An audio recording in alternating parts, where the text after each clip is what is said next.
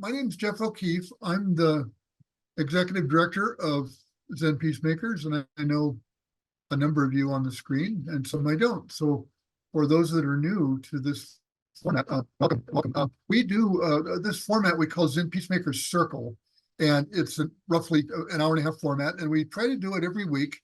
Sometimes we do it twice a week, and we really try to mix up the topics around the circle of Zen Peacemaker activity, whether it's war and peace issues, end of life, racism, gender, refugees, the arts, the environment, pure Dharma teaching, or whatever it might be. So if you're new to this, please be sure to go to the website and sign up for the newsletter, and you'll be able to see all the things that we're doing in the future. We have some wonderful programs coming up the next few months with under a number of series, and I won't take our time today to go into those, but I just point you to the website and the newsletter so you can know about those things. I'm so delighted today. Cynthia Jers and I were just chatting a little bit, and we know some people we had not met before, other than by email, and we know some people in common. And Cynthia lives kind of on the same longitude as I do, roughly, but down south about 350 miles in New Mexico. I'm in Colorado, so we were having that connection, which was sweet. So, and I'm just delighted that she's here. I was not familiar with the practice of Earth Treasure Vase, the Earth Treasure Vase practice before a few weeks ago, and I first had a little exposure chatting with someone else about it. So I've been looking forward very much to this. Some of you know Cynthia, but for those that don't, she's a Dharma teacher in the Thich Nhat Hanh lineage, and an honorary Lama in the Vajrayana lineage or tradition as well. And she's a published author and has been teaching for years, and has a very, very unique practice that she'll be talking about today. So I'm going to go ahead and pass the talking stick. And Cynthia, I actually have one. It's from a 10,000-year-old piece of aspen in Utah. And so I'll pass that to you, and I will mute myself and turn it over to you to be our guest today. Thank you so much. Well, thank you so much, Jeff, and everyone. It's really wonderful to be with you. I have been familiar with and tracking the Zen Peacemakers Order for many years, but never really had my own connection or exposure directly. So this is an honor to be with you, and a delight to kind of bring our worlds together. Jeff, I hope you'll chime in if you are so moved. I'm not sure where my own momentum will take me in this hour and a half together, but we'll see. And I really welcome everybody to engage with questions or reflections as well, because I love to have that back and forth. So yeah, just take a breath and land here together in this present moment, as Thich Nhat Hanh would say, giving thanks for the opportunity to be present with each other and to cultivate a shared intention that what we're doing here will be of benefit to all beings, but also to the earth, Mother Earth, Gaia.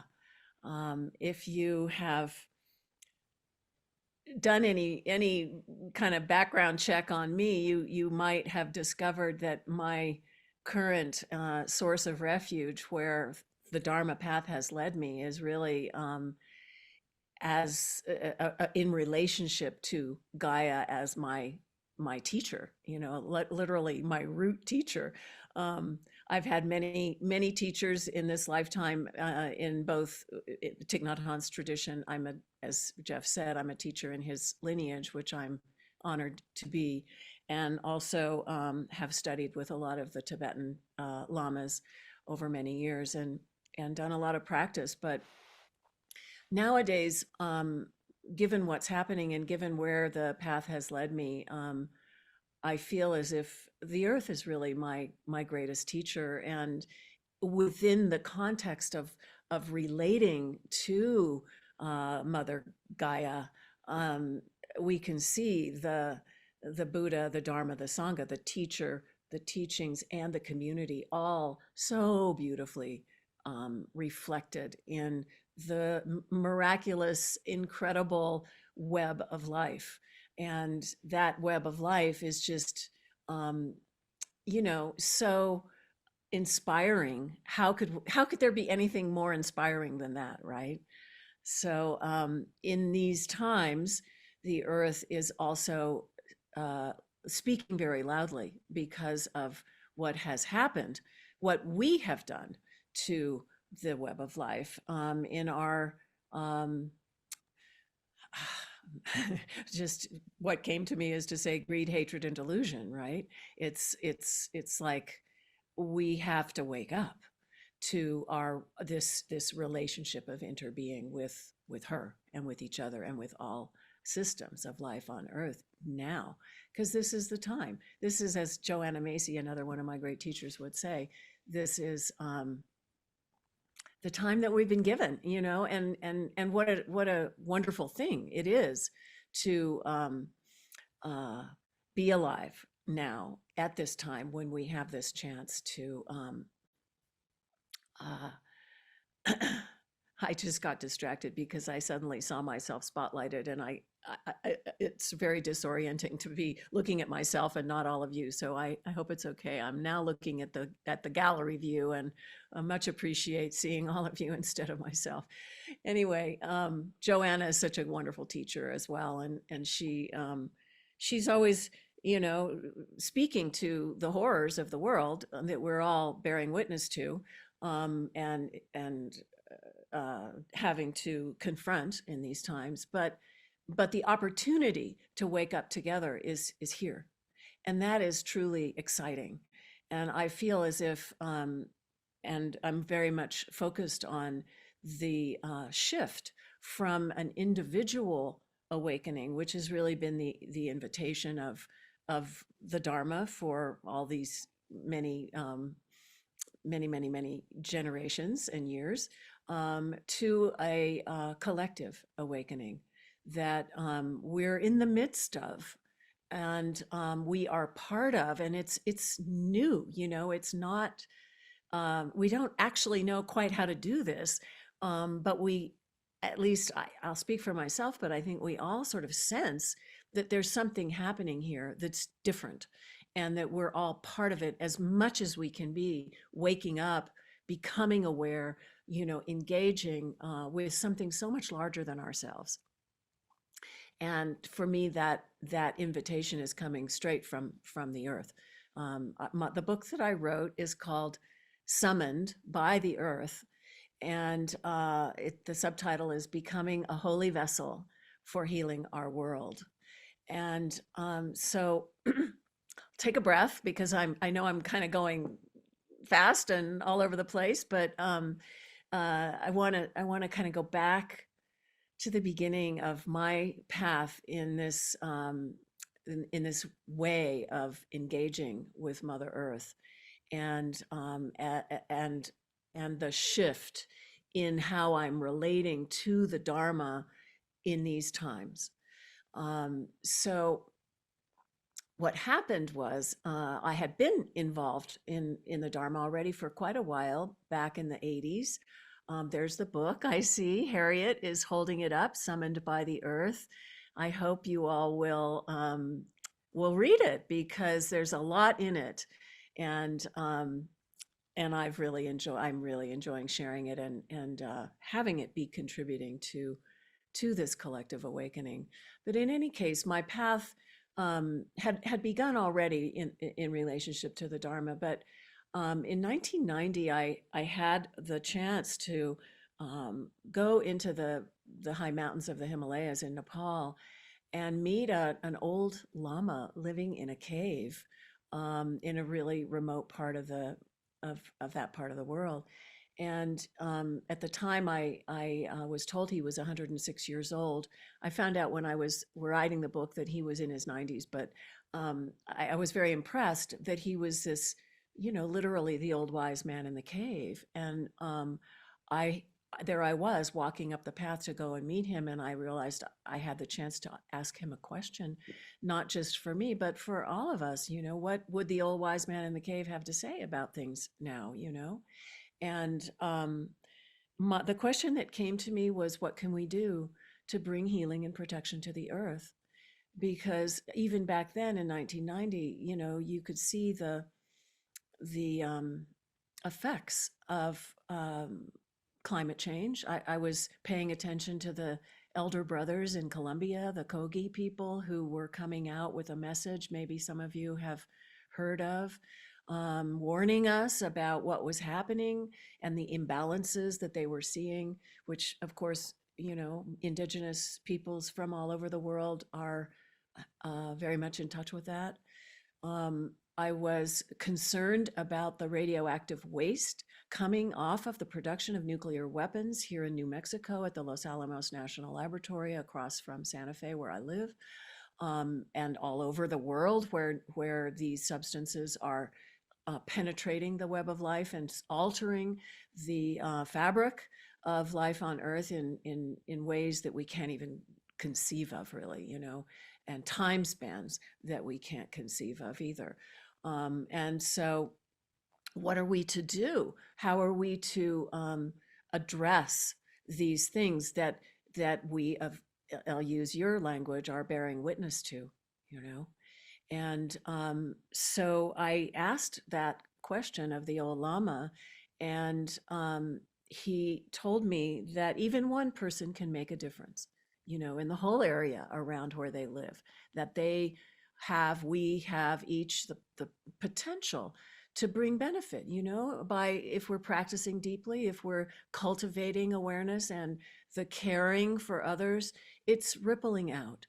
But he said, you need to get these earth treasure vases and you need to put them in the ground and they will do that work.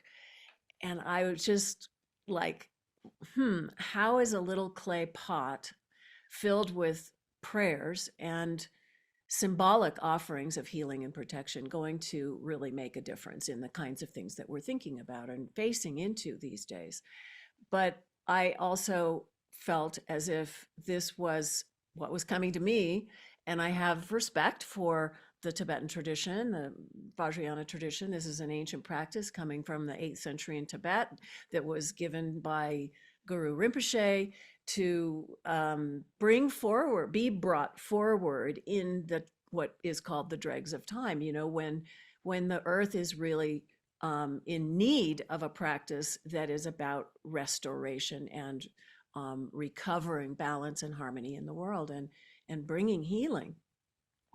So this is one of those kind of practices that was meant for these times. And so I said, okay, where can we get some? We got to try everything. And the path then led me to a monastery a little further along up into the mountains that is where the lamas decided, yes, indeed, they would make these for us. And what was kind of different about the way this unfolded was that normally the monks in the monasteries would make the vases and fill them with very specific offerings and then seal them and then take them out to different places to be planted in the ground. And instead, because they had to travel through customs and security and it's a different world, they had to travel halfway around the world, they decided to collect sacred substances themselves connected to all the lineages of Tibetan Buddhism and mix those substances into the clay, make the pots, and then consecrate them and give them to us to then fill ourselves and seal and take around the world. And they were very responsive to the request, because I think the lamas really understood that the times are quite dire, quite demanding. And so they really put a lot into the making of those vases. And the giving of them empty was radical, because they said to me, just put them in the ground, they'll do the work. And I thought, well, don't I have to go through a 3-year retreat and 10,000 recitations of this, that, and the other, and learn much more, which in fact I did. When the vases arrived, I put them in the closet and just dedicated myself to my own practice, because I felt like I really wasn't ready to take this on. It was such a huge assignment. But in any case, the fact that they gave them empty to us allowed us as a Sangha and as people who care about the earth to engage with the practice in ways that were meaningful, not just in the Tibetan tradition, but all around the world. So everywhere we go with the practice, we leave the pots open for people in that community and that culture in that part of the world with the issues that are present, that need healing in those places, to engage with what is meaningful to them. And I've been so moved by the response, because when I finally got around to taking the treasure vases to different parts of the world, I really didn't know what the response would be. I didn't want to impose anything on anyone, like I have the answer, or this is coming and you should do this. No, it was really like, here's an offering. We see what is happening here. We care. And maybe this can be a little healing, um, a little healing, you know, and then to watch how everywhere, all around the world, people care. All of us have a sense of connection to a place that we love, a community, whether it's our community or our land or the animals or the trees or the waters or the war zones or whatever it is. you know there is that caring, and it's that caring and that compassion that is what is activated by these little clay pots. And then you hold one of these little open vessels, and you realize that you have an opportunity to pour your heart in and make an offering that is um, um, precious, that is symbolic, yes, but is meaningful, and that catalyzes something in each of us who does that, to then embody, to care even more, so that we then engage. We engage. It's not just some sort of idea anymore. It's like, wow, I really care about this particular situation. What am I going to do about it? It's a little bit like your I don't know what you call them, sort of tenets about not knowing, bearing witness, and then taking action. um, the not knowing is like, well, I don't know how this little treasure vase is going to do anything, really. Who's to say how a little clay pot is going to have an effect? But oh well, the world needs a lot of help. I'm going to try this and see what happens. And then I make my offering. I put my heart into it. We plant it in the ground.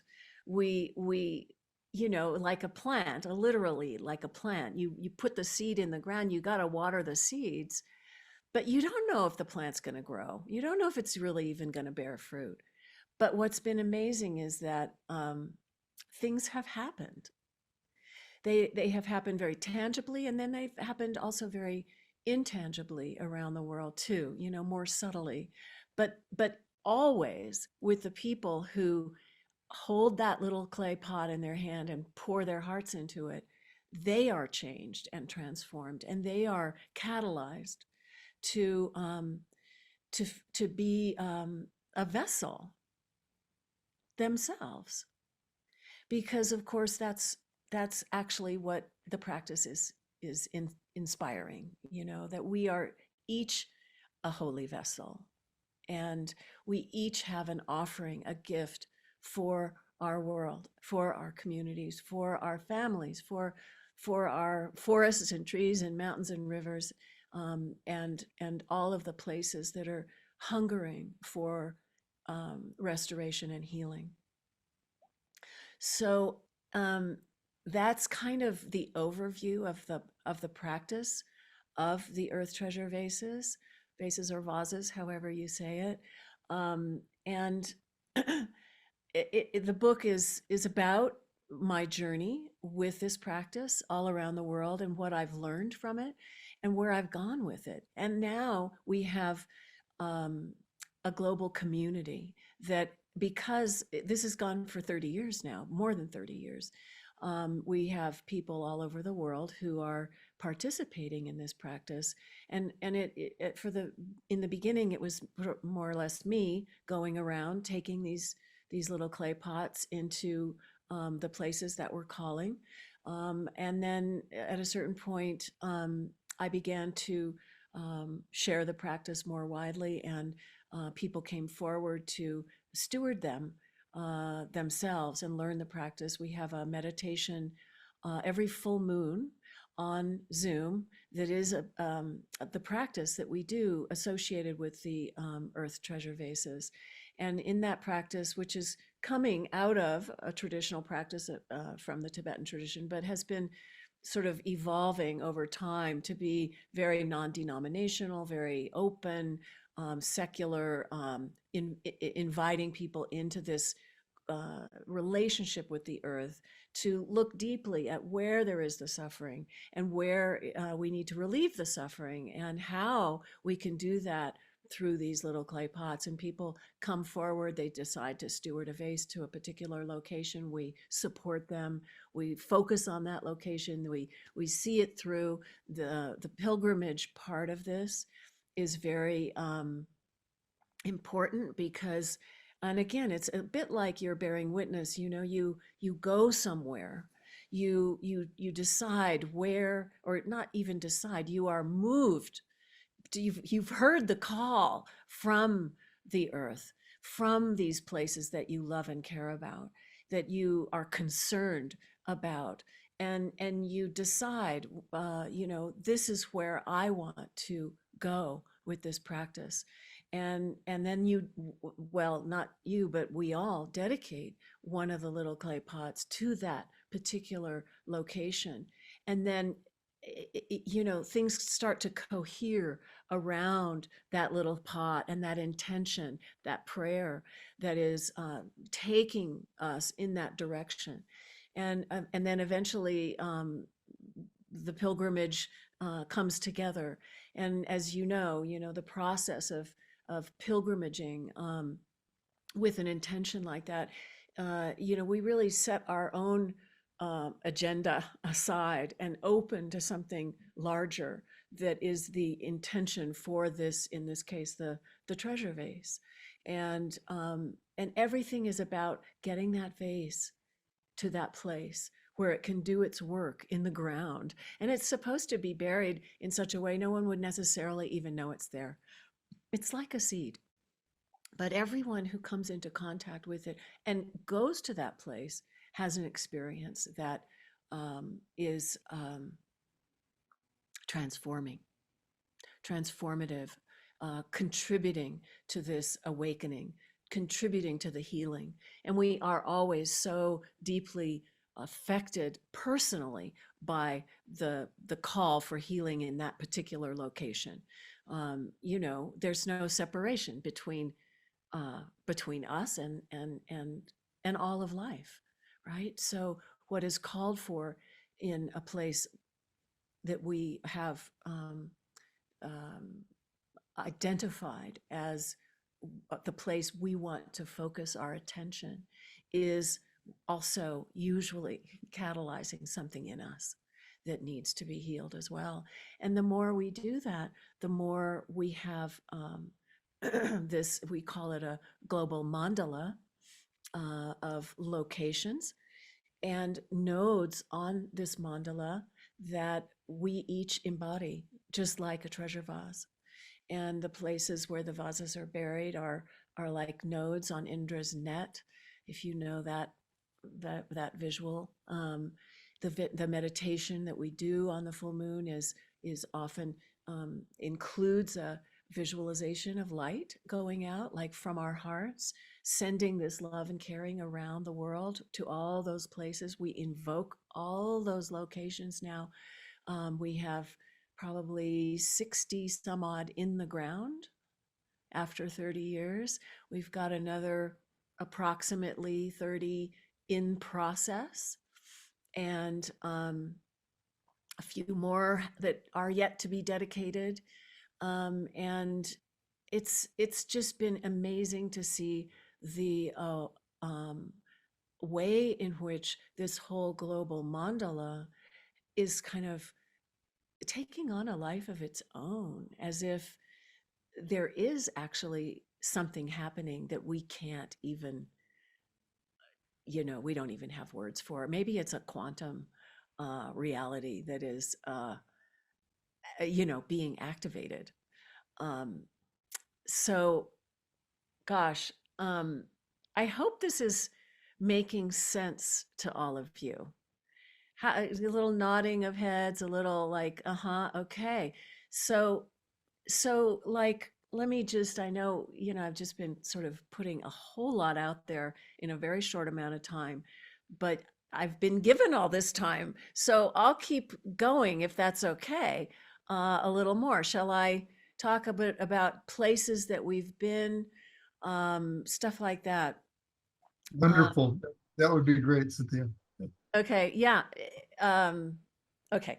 So so let's see. One thing I could say is that there is a website for the book. It's called summonedbytheearth.org. And there's also a website called gaiamandala.net, which is more the website connected to all the practices that we do in this global healing community that is now, oh gosh, 5,000 strong. And, we usually have 100 people often on the calls on the full moon to practice together every full moon. And then one of our Sangha members is here on the call, Elizabeth Christine. Hi, Elizabeth. She's leading our mindfulness practice group that meets twice a month, and is also one of the members of our community who is helping those who are stewarding treasure vases now. We have two groups of um, people who are with two facilitators who are helping to support those who are taking the treasure vases out into the world now. And there's just a lot of beautiful things happening that you can discover on gaiamandala.net, including on both websites a map to different versions of maps of the world with the locations identified and the list of locations mentioned, so you can sort of see for yourself. And on the Gaia Mandala website, we have stories. Not all the stories are up, but many of the stories are listed. So if you click on the name of a location, you might see a story of what happened there. But in any case, when I first started, I told you, I decided really I had to go into retreat, and I really did need to do a lot more deep Dharma practice before my vessel was prepared for all of this. Um, and I really didn't, honestly, I didn't know what to do. I was so overwhelmed with the assignment. It was like, oh my God. Uh, and I wanted the lamas to do it for me, or the great Zen master or the elder from who knows where to come forward and say, oh yeah, this is how we do this. And none of them were helpful, honestly. And so finally we had to kind of recognize that we had enough, our little group had enough teachings to just go for it. And by that time, the forest fires here in New Mexico were getting worse and worse and more regular. The drought was happening. Things were going on in the world that were signs, and like it's all we got to do something. So we started to work with the treasure vases, and we started to pull them out of the closet and bring them into our circles and do this practice, which evolved, as I say, over time. Um, and and what came to me was to start with this bioregion, this Rio Grande bioregion, which is the great river, the Rio Grande, that runs through this part of the world. The source of rivers is a very beautiful place, a very important place to put a treasure vase, because they say that the flow of the river carries the prayers, just like, prayer flags carry prayers out into the wind. And so the source of the Rio Grande is in southern Colorado. The mouth of the Rio Grande is in the Gulf, so it flows all the way down through New Mexico, Texas, and all the way into the Gulf of Mexico. And then tops of mountains are very good places for a treasure vase as well. And so, but the place that spoke to me as being the place to begin here in this part of the world was the area around Los Alamos National Laboratory, which is where the first atomic bombs were created, and where, the nuclear age was brought forth from the mouth of the fiery dragon, as my friend Elizabeth, who's here in the circle, would say. The Tewa world, the Tewa people of northern New Mexico, are elders of this land, whose land was taken to build the Los Alamos National Laboratory. This is the place where this practice was first seeded in the earth. And we found a cave above Los Alamos National Laboratory, whose name I don't give because I don't want it to be known, the exact location. But that's where we took the first vase and buried it in the depths of this amazing cave, and planted this vase there. And then we went to each of the 4 directions in this bioregion to begin the process of creating a mandala, which of course is defined by the center and the 4 directions in its most simple, form. And so we went to the source of the Rio Grande and the mouth of the Rio Grande, and on top of the 2 mountains to the east and west, forming the center and the 4 directions here in this bioregion. And I love the notion of bioregions because I feel like political boundaries are often so mistaken. We define ourselves in ways that are artificial, whereas nature gives definition to the land in other ways. And the river systems and mountain systems and all of that are shared beyond political boundaries. So that's been one of the efforts, and as well as burying the vases in places that are part of the commons, not necessarily, my land or my retreat center or my mandala garden, but places that are part of a larger reality that we all share. So that's how we started, and then the vases started going out in many directions, all over the world, and there was no like systematic approach because it's so every single corner of the world has some need, and it was impossible. It was really impossible to think about figuring it out. And every time I tried to go, oh, well, we need one XYZ place, and don't you think it should go there? And, then it would be like, no, it would kind of not go so well. But when I and those of us who were part of this sort of learned to really get out of the way, which is what we learn is when we meditate, to set aside our attachment to a sense of self and my big ideas, the more it would become clear where the vases wanted to go. And people would come forward and say, well, what about this or what about that?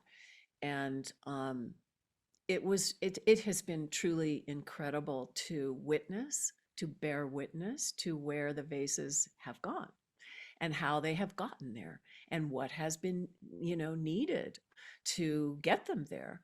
Uh, You'll notice if you look on the map or come to the meditation, because we recite all these locations. There's a lot in the U.S., of course, because it's closer to home, but they have gone out and are still going out much more widely. At a certain point, I realized that I had to go places I didn't want to go. You know, um, I realized that, for example, I had to go to Africa. I mean, it was like certain places in the world were easier, but then all of a sudden it was like, oh my God, what about Africa? Well, we've got to go. But where in Africa? I had no idea. I had no idea how the vase would be accepted in Africa. Um, and I then got, as it works, I started to contemplate um, that possibility. And then I was invited by a woman, maybe some of you know, named Dina Metzger, a writer and a amazing visionary who at the time was part of a group called the Everyday Gandhis that was doing peace building work in Liberia post Civil War. And she invited me to bring a treasure vase to a gathering of the members of Everyday Gandhis, both from Liberia and from the US in California. And I didn't even know where Liberia was at the time. Um, but there we were. And after the vase, we did a ceremony, and all of these people prayed for peace into that treasure vase in a way that I'd never experienced before. They were fresh off profoundly terrible civil war. And they poured their hearts into the vase. And afterwards, it was like, oh my God, well, I guess this vase is going to Liberia. And so a year later, I went there and took the treasure vase and ended up in the worst fought area of the war, where 3 countries were caught up: Guinea, Sierra Leone, and Liberia, in a bioregion that was shared by all 3 countries. Um, and and people came from all of them to put their prayers into the vase after it had been determined by these amazing women diviners who went into a profound ceremony to ask the ancestors if the vase would be um, accepted, and one of the ancestors spoke through them, saying, "Yes, this is a good thing. We should do this," and then it went from there. And I think there was probably 500 people who came to that ceremony to um, bless and put their offerings into the vase. And then the vase was buried in a village where that particular ancestor had been from. And afterwards, the elders said, well, now what? We want to remember these prayers. This was very important to us.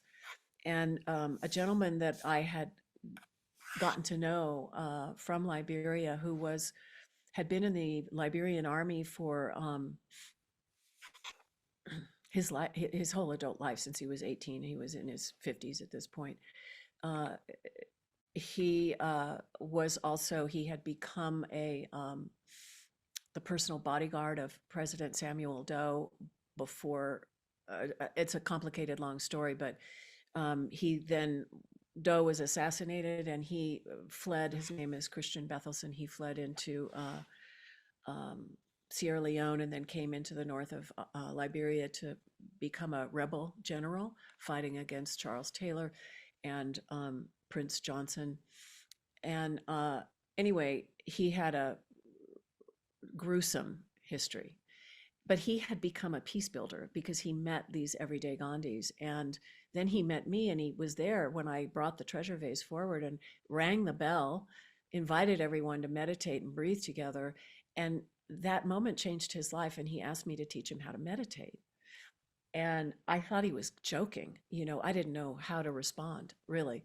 But he didn't take no for an answer. And he was there when we buried the vase, and he said, well, in response to the elders, let's build a peace hut. It's a traditional open walled structure, round structure, where people come together to resolve conflict and to remember their prayers and to be with the elders and things like that. So that's all something that's done in, more or less every village in this part of the world. And but those structures, the peace huts, had been destroyed during the war. And anyway, long story short, we raised the money to build a peace hut where the vase was planted, and that began a peace building program that this former general uh, facilitated, along with several other people that he worked with and still does, including one of the women who, if you know at all the history of Liberia, it was the women who stopped the war. They finally said enough is enough. And Muslim and Christian women came together. They demonstrated over and over again. They fasted. They didn't do the laundry. They didn't cook. They didn't have sex with their husbands and it was like stop. And there's a beautiful film called "Pray the Devil Back to Hell" about that whole situation. Something to maybe remember in these times when we have these horrendous wars going on. To take a few examples from the women. Anyway, there's a whole story in this whole Liberia thing, but needless to say, it spread, and there's now 5 peace huts in Liberia that we've been responsible for helping to build. This whole peace building team effort, working with former child soldiers and the women, and it goes on and on. So I write about that in my book. This gentleman, Christian Bethelson, is an example of, someone who now says he will never pick up a gun again. He went to live with Thich Nhat Hanh at Plum Village for 3 years. He met Thich Nhat Hanh before he had his stroke, so he, had received direct teachings from him, and I continue to work with him and his community, his people. There's much more I could say about all of that, but that's like a very tangible example, and of what can come from planting one of these little holy vessels in the ground. I then went to Congo. I would come back from these pilgrimages to practice here and return to my true self and recover. And I would spin the globe and go, okay, where next? And my finger would often land on Congo. And it was like, I don't want to go to Congo. Isn't that a horrible place in the world? This is the heart of darkness and all of that. But eventually I realized I had to go. I had to go. I have a history of rape in my life. This is the rape capital, is known as the rape capital of the world, Congo, and then of course there's a lot of rebel activity in Congo too, primarily at this point due to the fact that the minerals in Congo are fueling our cell phones, our technology, all kinds of things, and there's just no stopping the rape of the earth there in this beautiful, beautiful land with these beautiful women and beautiful people. And so I went there with a treasure vase too. And we buried that vase in one of the rainforests. It's this, Congo has the second largest rainforest in the world outside of Brazil. It's a very important location. And the woman that I met and who helped facilitate that journey is a woman named Nema Namadamu, who now has an organization called Hero Women Rising. She's become a great world leader.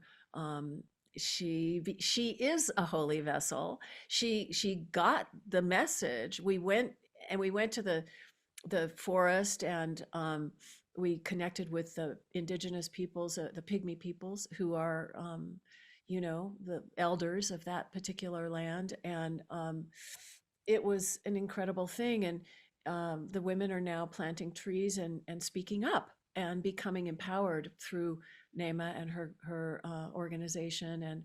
And so the rape of the earth and the rape of women is I consider a core wound, that if we're talking about global healing, we need to address. and the relationship of our colonizer culture and you know generations of oppression of indigenous peoples is another core wound that is needed to be healed if we're talking about restoration of balance in the world and harmony in the world. So there are these core wounds, and um, I think Auschwitz is an example, right? And the situation in Palestine and Israel is another example. Of course, we have Ukraine and Russia, and these just heartbreaking places where healing is needed. And you trace back the the origin of suffering to some of these core wounds, and um, the practice with the treasure vases teaches us, as I've said, to be holy vessels. But if we're going to be a vessel, it means we have to hold whatever is arising. We can't take sides. We can't um, perpetuate the polarization in the world. We have to go down the middle. The Dharma teaches us about that, going down the middle, not this, not that, not attaching to either or, but holding steady in that place of bearing witness and feeling the effects of bearing witness, so that we become an effective vessel for the healing that's called for, being able to respond instead of react. So we have another treasure vase dedicated to healing racism in the United States. I don't know where that vase will be buried. It's been in the works for a long time, and it's getting closer. We just returned, some of us, including Marita, who is on this call, from a pilgrimage to Washington, D.C., which another one which we had planned, hoped for, prayed for many, many, many years, to take a vase there. And finally it was time. And in July, our full moon will feature a presentation about that pilgrimage. But having a treasure vase planted in Washington, D.C. was a wonderful accomplishment. And it was a beautiful, the ground opened very nicely for that. So when you meditate, and you see, you can connect with these nodes, and these intentions, and feed the spirit of what we want to see in the world. As one of our beloved elders here in New Mexico, Marian Naranjo from Santa Clara Pueblo, who's helped us with this practice, would say, you want to feed the spirit of what you want to see in the world, not go down that path of reactivity. It's time that we really envision and engage and embody this new living system, that is not conditioned by the same old problems. That's just that cyclic existence, samsara, going around and around and around. So let's get on to another level with each other and with beautiful Mother Gaia. And I'll just add one last thing, and then I'd like to open it up to hear from you. We have a treasure vase dedicated to going to Auschwitz, actually. And Marita, who is in this circle right now, is the person who has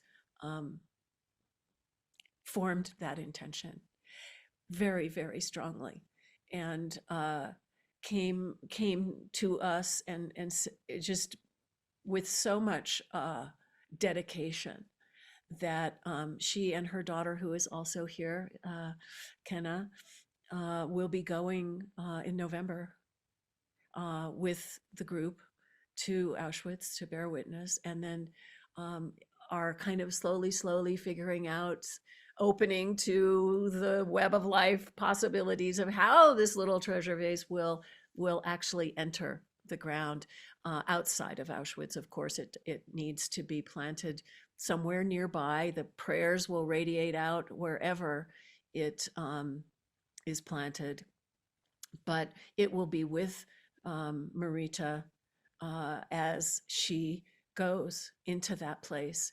And of course, in these times with what's happening in the Middle East, how auspicious is this? And I'll just also share that we have also recently had a request for a vase for Palestine. And so together, one of the things that also seems to be happening now is that with so many of these little treasure vases in process, they're kind of pairing up with each other and going, well, gosh, if there's one for Auschwitz, there needs to be one for Palestine. Then somebody comes forward and says, yes. And so there's just a lot of incredible activity. This is a time of great quickening, and we're all in this together. So I just want to offer all of this to all of you, to invite you into this global healing practice, in whatever way you're called to engage, and even just knowing about it. I think that the process of bearing witness to these tragedies and the places and problems that we face is part of our practice as engaged Buddhists, as engaged people who care, not just Buddhists, but those of us who are motivated by what we love, you know. So let that be the path that we walk, and so with that, I'd love to open the circle, Jeff, to whatever wants to be shared. Thank you so much. I'm tingling, and I don't want to dominate with my questions or comments. I do want to repeat the website, GaiaMandala.net, GaiaMandala.net. Is that correct? That's correct. Yeah. And point everybody in that direction, as well as summonedbytheearth.org, which is the site for your book, I gather. Yes. So a little plugging there. A couple of things on the lighter side. I want to recognize that you took us from Lysistrata to Joseph Conrad, which was beautiful. And that reminds me that today is, speaking of bioregionalism and watersheds, one of my mentors, Gary Snyder, this is his 94th birthday today. So, so just in remembrance of him. I will have a question here. I promise to get to it. But I also was really motivated or moved. I mean, you're down near one of the ground zeros of the Manhattan Project. I was born downriver of another one. I was born right next to Hanford, Washington. And I was wondering if anyone has addressed placing a pot out in the desert on the Columbia River, where the land has been so. We have one there. We have one there. You do? We have one near Hanford, Jeff. Wonderful, wonderful. Yeah. Let me ask my question, and then I'll open it up to everybody else. I'm wondering if I'm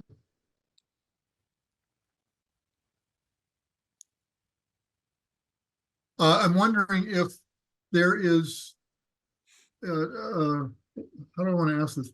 That this not go grassroots, but that there is a protocol or a process or kind of a ritual approach to this, that so that we all don't go off by ourselves and begin to do this without the proper training or the proper approach to it. If you might speak to that.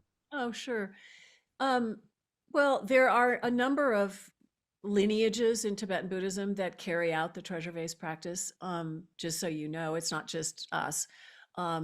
You can actually buy treasure vases that are already filled and sealed from several locations you can find online. But in our case, we when someone comes to us with a request or a interest in possibly stewarding a treasure vase, we ask them to participate in the full moon meditation, to get to know the practice, to, you know, familiarize themselves with what we're doing and how we're doing it. And then they write up their request with as much detail as can be. And then we present that to our Earth Treasure Vase Stewardship Council that meets on the new moon of every month to sort of look deeply at where the vases are continuing to want to go, and what the requests are, and what sounds like a good situation and what might not be quite as good. We have limited numbers of vases left from the original ones that we received. A few years ago, we made a third generation. There were two original generations, I call them, of treasure vases, and then we made a third generation in a retreat here in New Mexico with this elder named Mary Naranjo, who is an activist and a potter.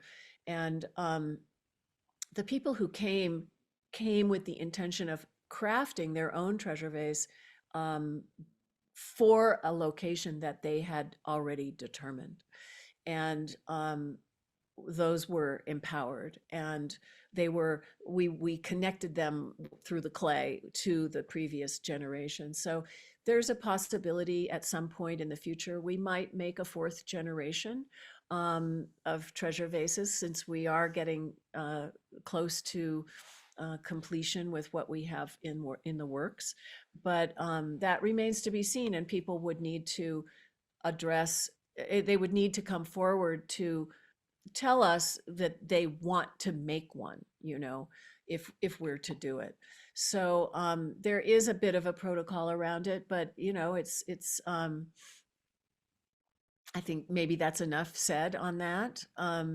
The lamas have their own protocols. We're sort of you know, coming out of left field in a way, doing our own thing, but we do have a lot of ways in which we support people in doing it. And there have been people who've heard about this and then gone off and do their own thing. It's a beautiful thing. There's a woman who has worked with young children and gotten the children to make little clay pots and put their own offerings into them and then bury them in the earth. And you know, it's not connected to this particular so-called lineage, but it's still a wonderful thing to do. So anyway, I hope that answers your question. Yes, it does. Thank you. Thank you so much. And I'm really heartened to hear that there's one out in the desert by where I grew up. Yeah. Please, we have a nice group that we can see everyone here today. If you'd like to make a comment or ask a question, you can wave your hand or raise your electronic hand like this. And it's down under reactions if you don't know. So please, let's have we've got a half an hour here or so if we'd like to use that. Barbara, hi, thank you so much. I've been wondering about you and about locations in Switzerland. So hi, Cynthia. I am deeply moved about this practice, and I said yes to all your words. I feel that this practice is so much filled with love and with the best that we have to give back to the earth. So it's just beautiful. Thank you so much for your beautiful talk. And I will for sure buy your book and learn more. And I will meet Marita and Kenna in Auschwitz. And so I'm looking forward to be with them there and to learn more also from them and see the vase. And if I can, I would like to join the ceremony. Oh, beautiful. Thank you. So Thank you very much. Oh, you're so welcome, Barbara. It's wonderful to hear from you and know that you're going to be there and can be with Kenna and Marita. I know they would so appreciate that. And I look forward to hearing from you after you've read my book too. It's Sure. yeah. Thank you so much. I welcome. feel very, very inspired about your practice. Thank you. You're so welcome. Thanks for being here. someone else, we have plenty of time.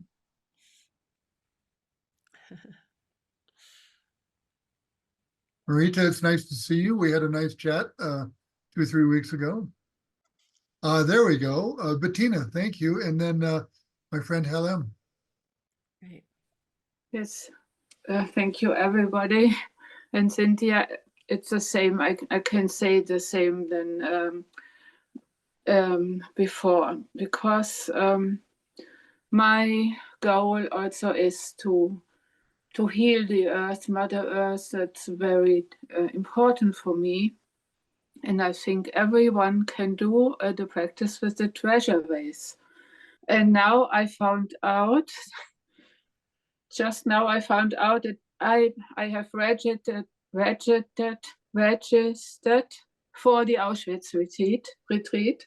And I'm a little bit excited now because I wanted to go there and I felt a call to go there this year. So, and I heard about the possibility with the vases and the prayers and the offerings, like an open vessel. So I think I have to prepare myself very, very beautifully. So for this, for my offerings, to have a good offerings to bring with me. And I'm looking forward to see you there in November. It's like a miracle. Sorry. Yeah, oh, good. I'm so glad because, you know, we need miracles in this world in this time, right? Yeah. We need miracles. And when we enter into, often when we enter into meditation, when we enter into ceremony or ritual, we kind of go outside of time and we're in that sacred liminal space where anything is possible. We're not conditioned by the same old dynamics. And so the treasure vase practice can facilitate that. And in that place, you know, miracles happen. They're not so unusual. So I love that you mentioned that. And also that you see the opportunity to prepare yourself as a vessel and to also consider, for those of you who are going to Auschwitz, what kind of offering you might bring to put inside this little holy vessel, or you might find there to place inside with your, you know, your caring and your love and your commitment, you know, for the healing that is needed. So I'm really so happy to hear from you. Thank you so much, Bettina. Thank you. Thank you. Yeah. David Helen. Hello, Cynthia. I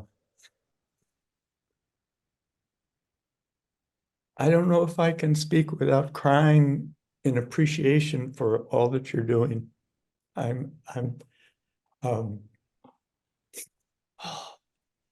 In '96, I was introduced to the term oryoki from Japan and takahatsu.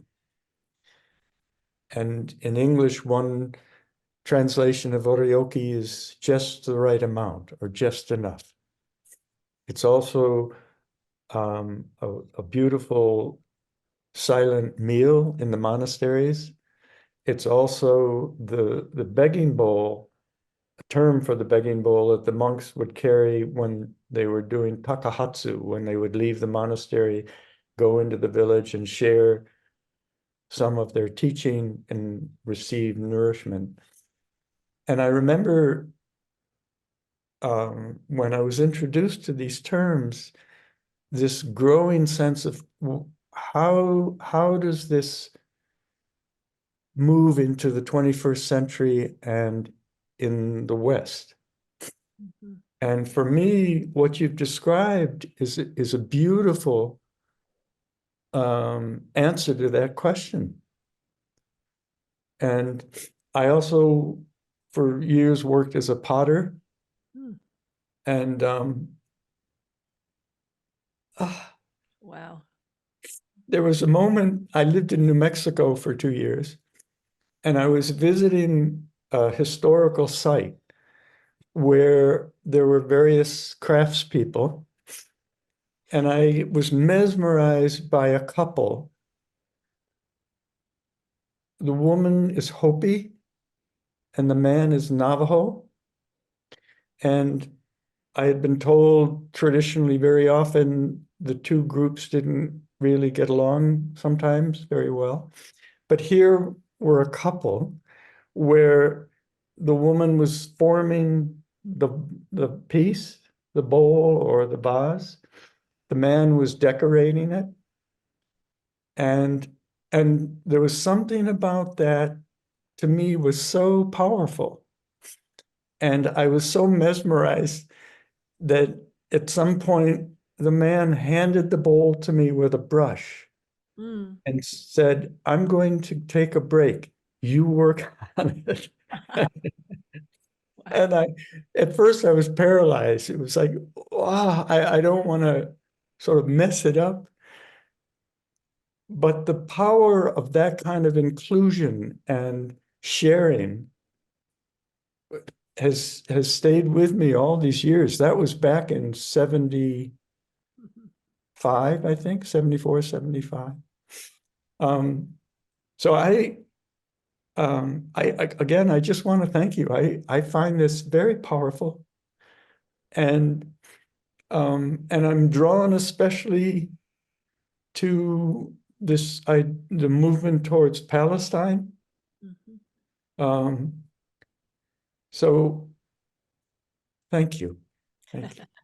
You're so welcome. I'm delighted to hear your story and to feel your emotional connection to this, because, you know, what so many spiritual traditions and teachers would say is that we have to feel our prayers so much that it brings tears to our eyes, you know, or we get goosebumps. And I think that level of caring and connection is what makes the difference, you know. So to hear your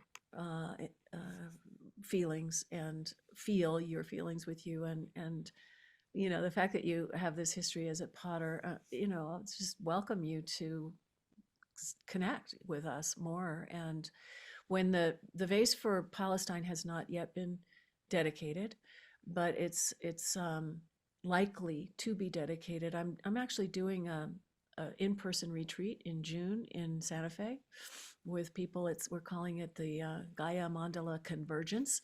We're really going to activate the treasure vase mandala with a number of people coming to the retreat who are stewarding treasure vases. Probably 12 or 15 treasure vases will be in the circle, as well as, you know, a bunch of other folks who love the practice.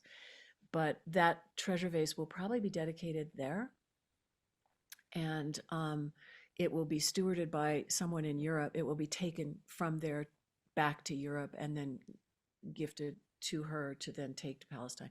Anyway, that's all unfolding. But as I said, you know, our full moon meditation calls every month where we do this practice, we also feature the stories of what's happening. And so participating in that call is a way to offer your prayers into that particular vase, or any of them that are in process. Well, thank you so much. Yeah. Thank you, Helen. And Bill Corcoran, do you have your hand? I do. Thank you, Bill. Dharma named Earth Mirror. Cynthia, we met quite a while ago. You won't remember, but I do. About 20 years ago at the Center for Whole Communities. You were teaching there. Peter was leading that group.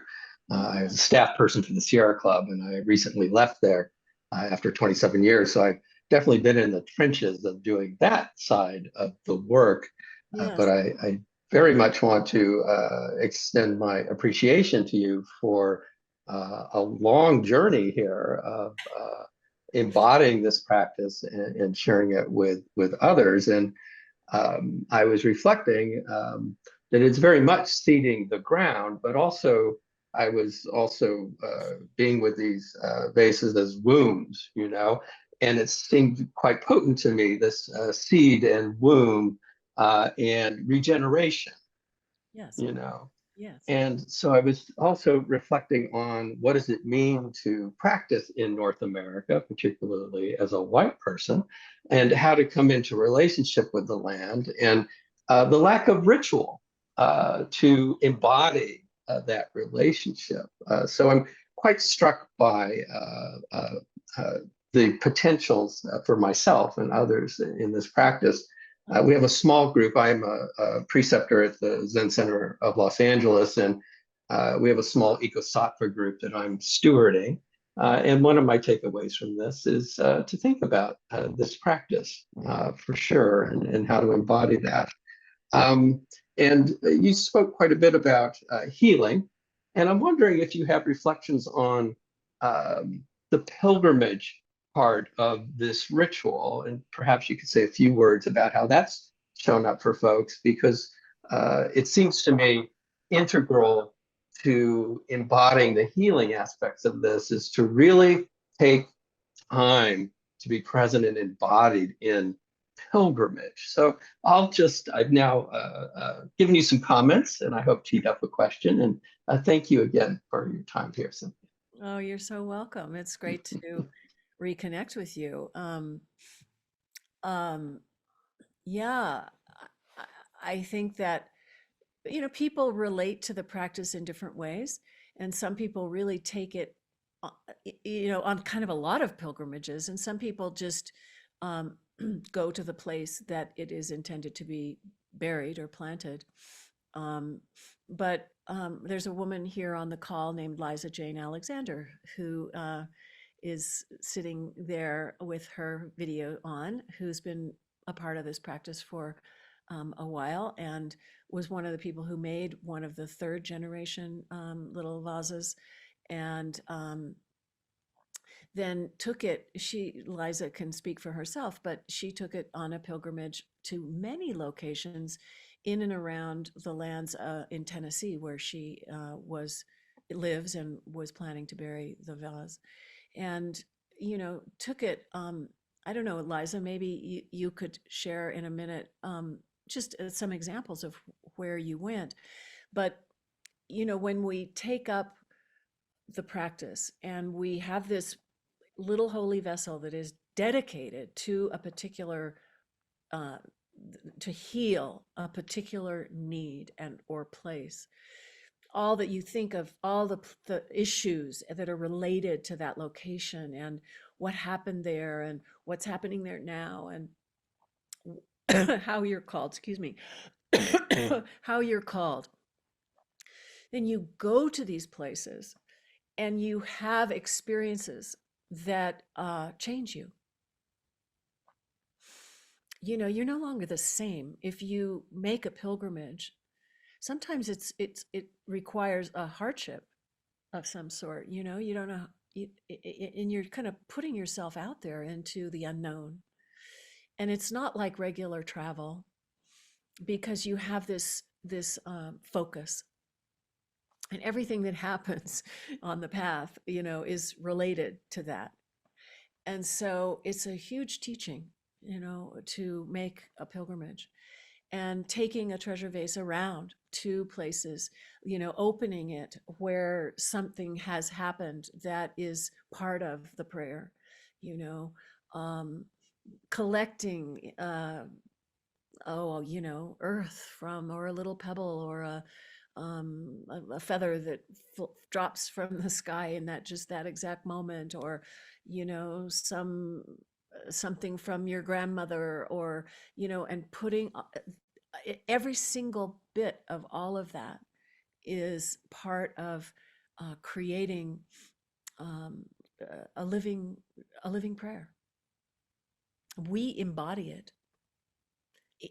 Yes, there's this little clay pot that gets placed somewhere, but in the process, and also opening the vessel to receive prayers from others, and being the one who is receiving those prayers on behalf of that little clay pot, we are filled, we are moved, we are changed, our lives are affected forever. And that is something that is priceless and precious. Yeah.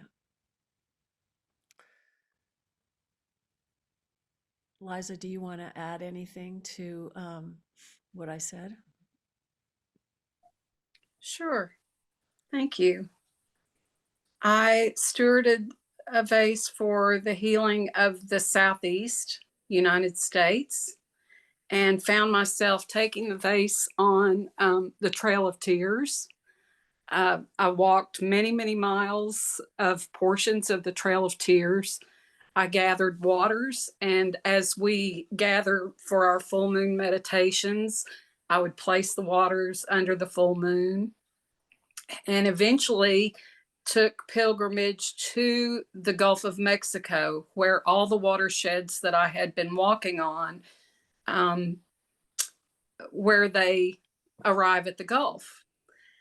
And on my way there, I also stopped in Montgomery, Alabama, and went to the lynching memorial, and also went to a monument for the Mothers of Gynecology. If you're not familiar with that, I highly recommend that you look it up. I went with a friend, and we didn't even know that that existed, and it wasn't open to the public yet.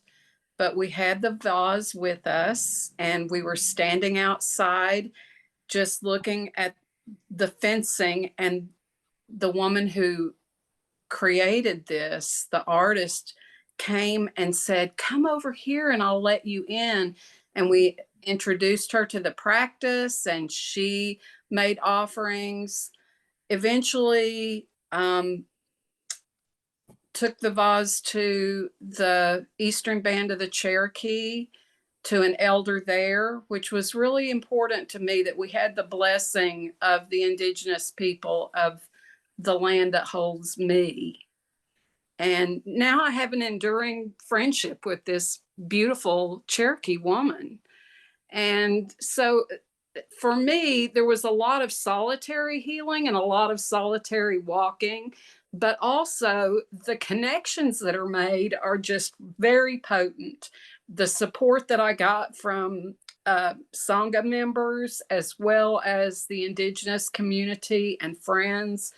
And now I'm also working with Elizabeth Christine and others to support other people who are stewarding vases. So thank you, Cynthia. You're so Thank you. welcome, Liza Jane.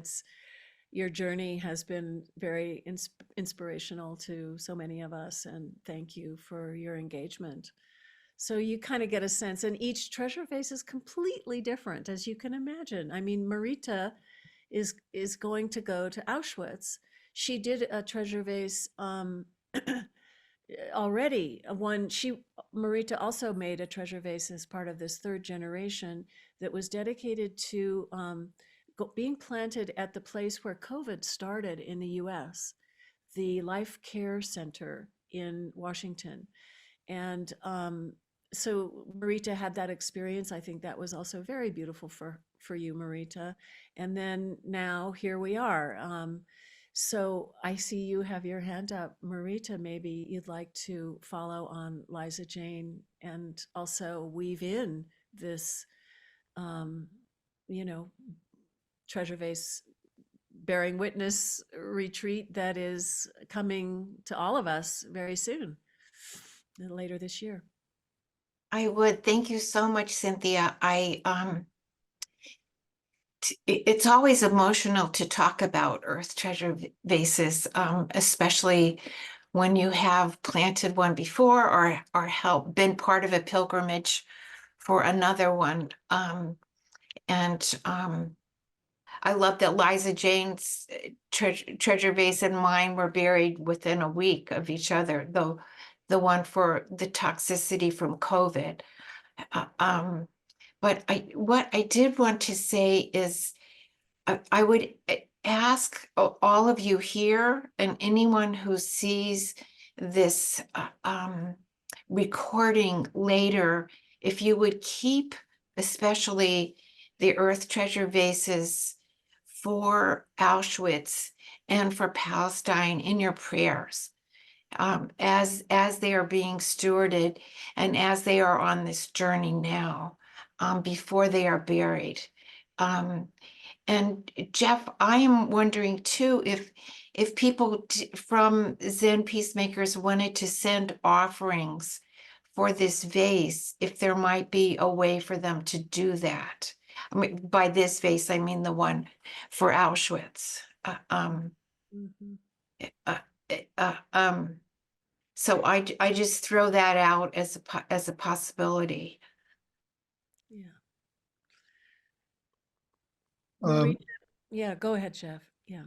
Marita, if you have an idea of how they might do that, how people might do that, you could put it in the chat.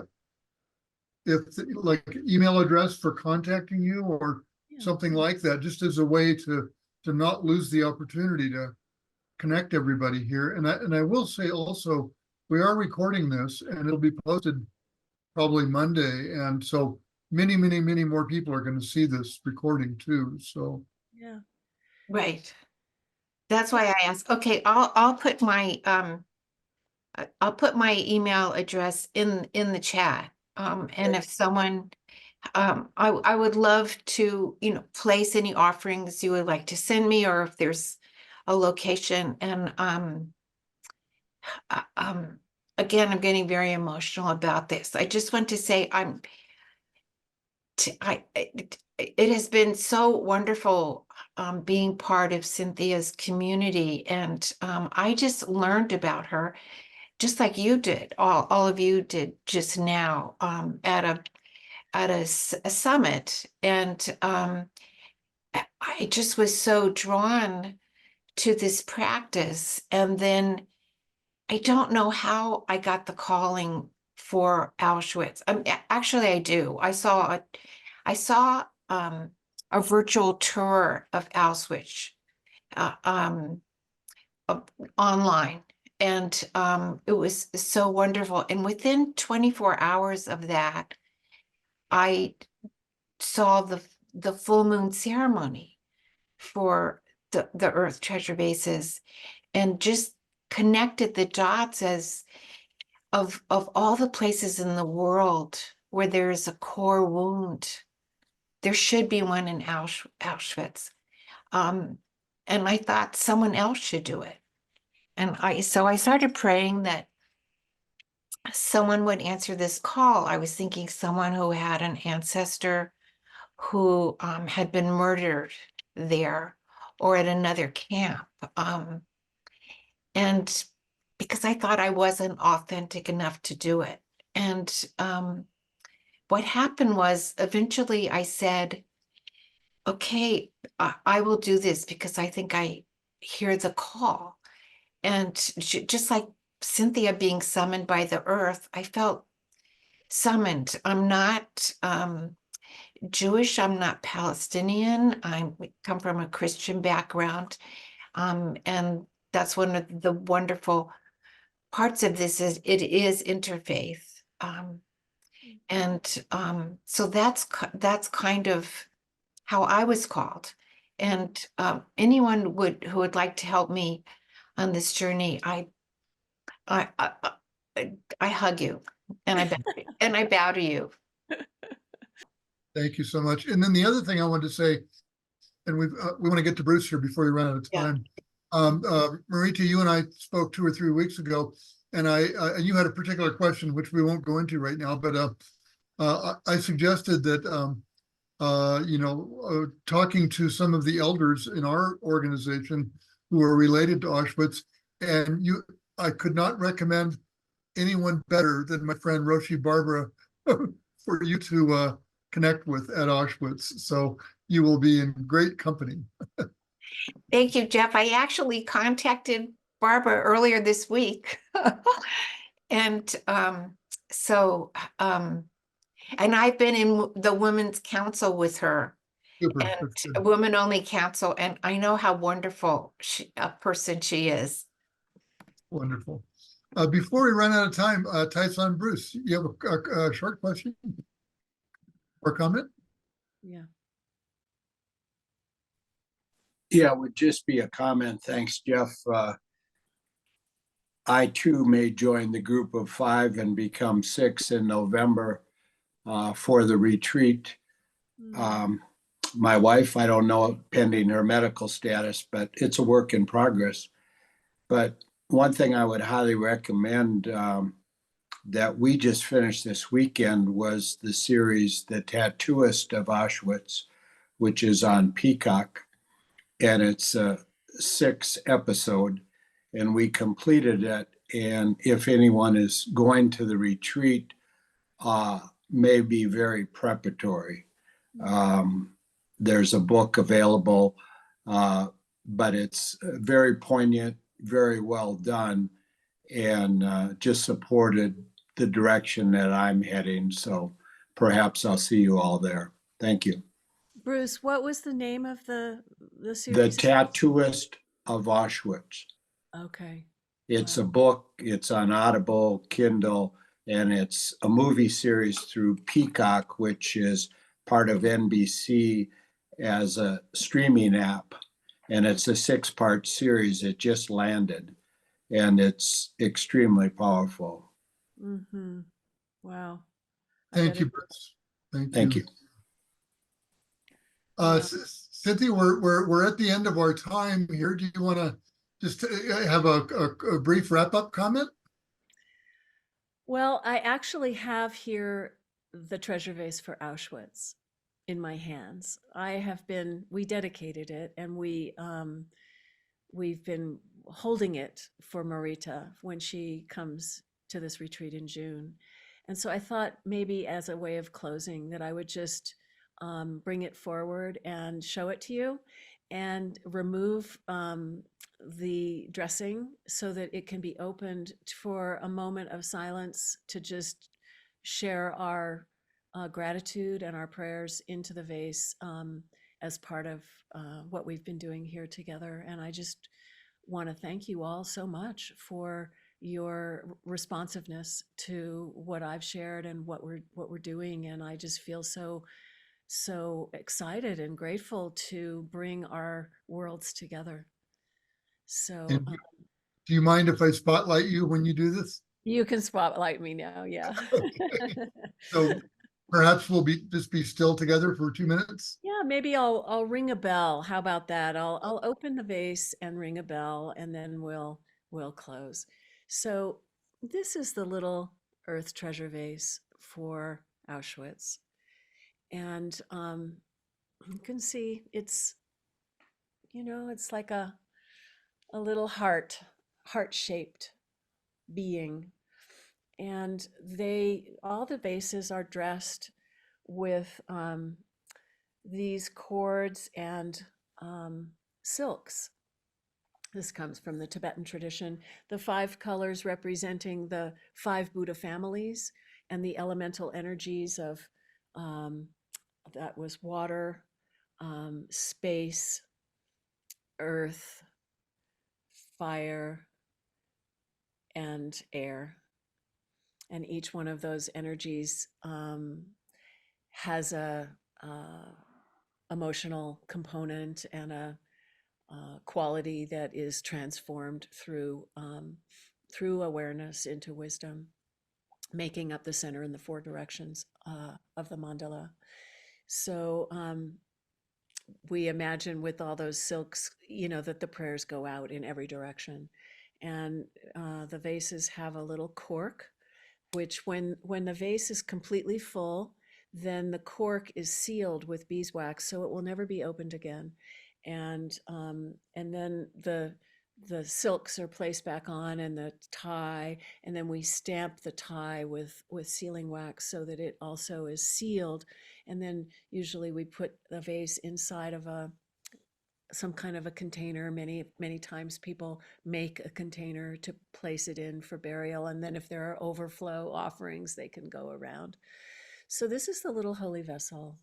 This was made in Nepal. This is one of the 2nd generation treasure vases that we are working with now, and it is open, and it's open in this moment to receive whatever has been coming up in your heart that you would like to direct into this little vessel to be received and then carried by Marita to Auschwitz and planted there on all of our behalf for the sake of past, present, and future generations. This incredible web of life of which we are each a part. So I'll ring a bell. I'll ring the bell maybe 3 times, and as you hear the sound of the bell, you can just connect with your own prayer and send it this way. I need 4 arms for this, but I'll try my best with just 2. So here's the bell.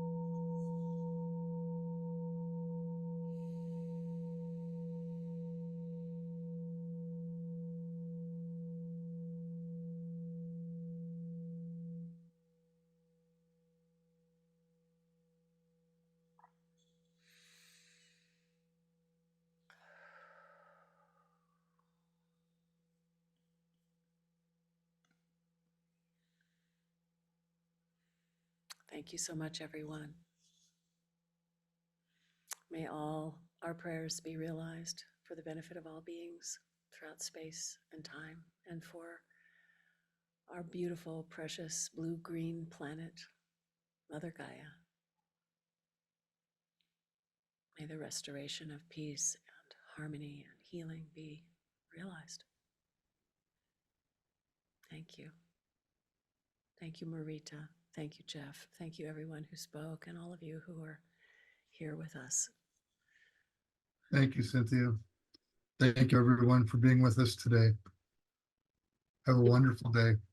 Stay healthy, stay safe. Take care of yourselves. Take care of someone else.